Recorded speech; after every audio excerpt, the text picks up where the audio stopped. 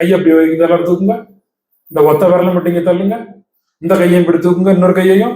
பணத்தை இனிமே இப்படித்தான் பிடிக்கணும். நான் பிடிச்சிருக்கேன் பாருங்க,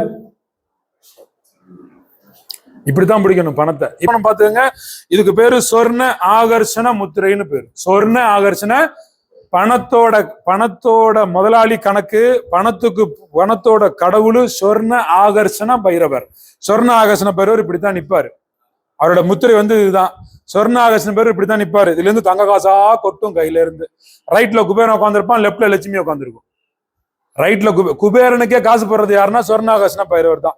லட்சுமிக்கே காசு கொடுக்கறது யாருன்னா சொர்ண ஆகர்ஷண பைரவர். சொர்ணம்னா தங்கம், ஆகர்ஷணம்னா எனர்ஜி டெவலப் ஆகும். சொர்ண ஆகர்ஷண பைரவர்.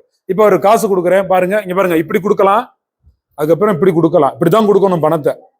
பணத்தை இப்படி கொடுக்கறது, இப்படி வச்சுட்டு கொடுக்கறது, அப்படிலாம் கொடுக்க கூடாது. பணத்தை வாங்க. இப்ப ஒரு அதிசயம், நான் எப்படி கொடுத்தனோ அப்படித்தான் அவர் வாங்கினாரு. பாத்தீங்களா?